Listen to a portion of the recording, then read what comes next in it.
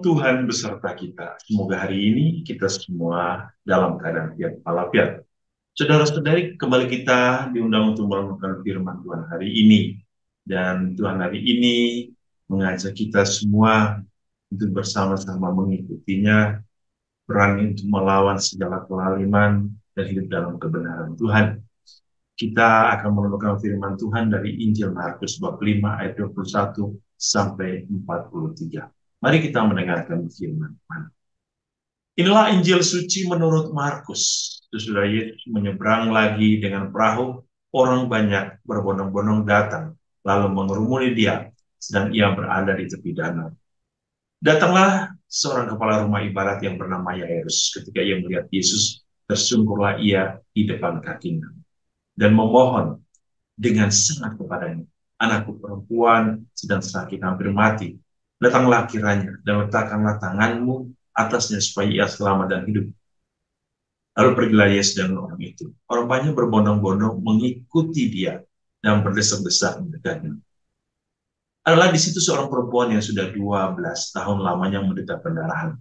Ia telah berulang-ulang diobati oleh berbagai tabib, sehingga telah dihabiskannya semua yang ada padanya. Namun sama sekali tidak ada faedahnya. Malah sebaliknya, keadaannya makin memburuk. Dia sudah mendengar berita tentang Yesus.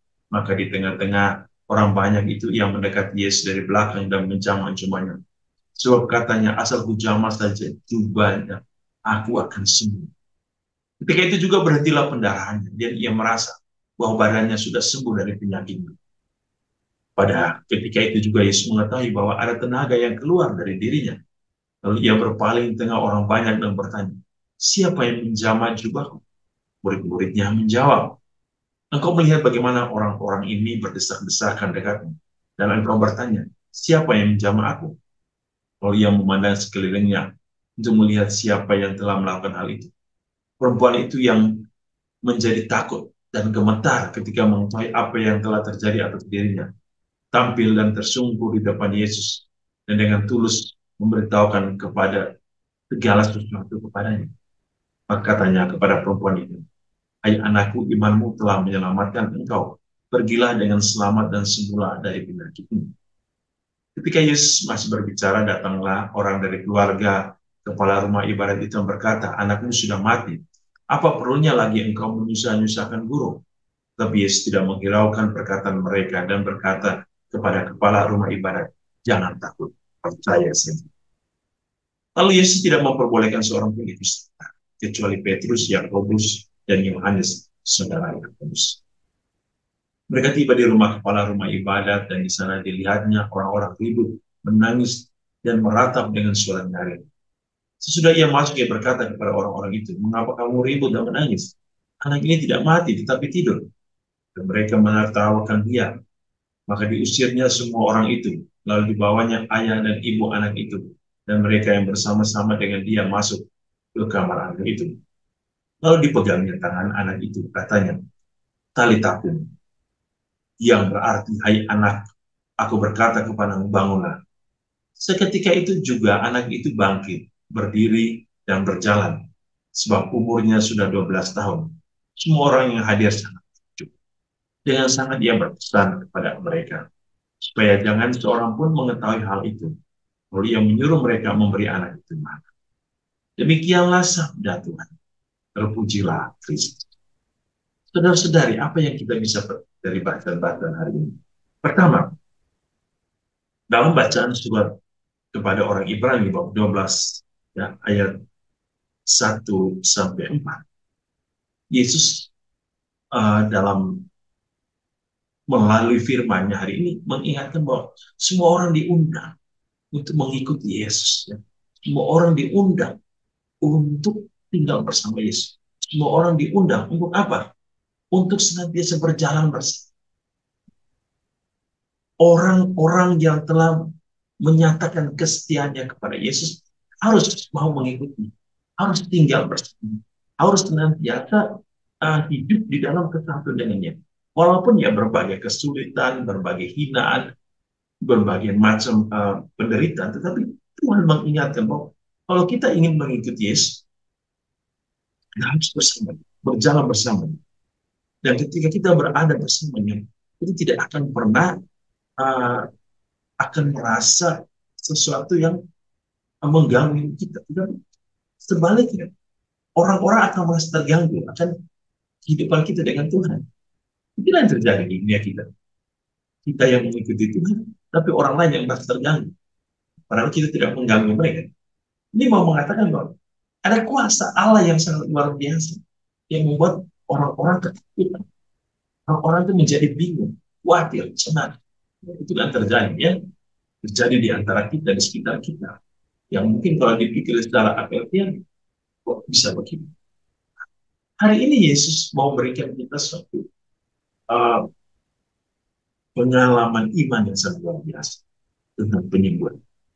Yesus menyembuhkan seorang wanita yang 12 tahun pendarahan.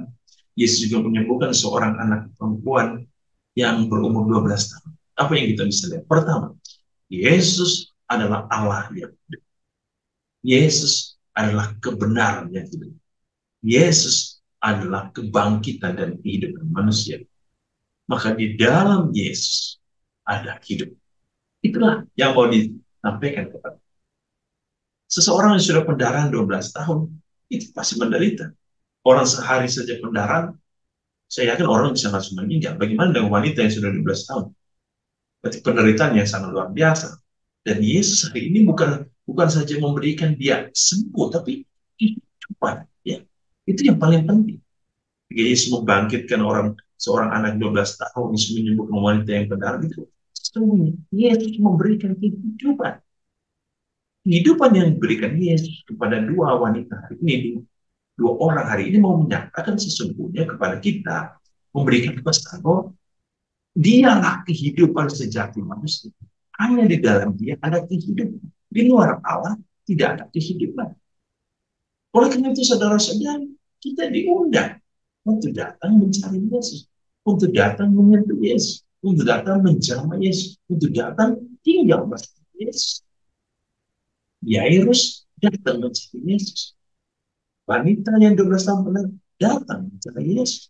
Kalau kita sudah mendengar tentang Yesus, mengetahui tentang Yesus, apa yang harus kita lakukan? Datang kepada dia, minta kekuatan, jamah dia.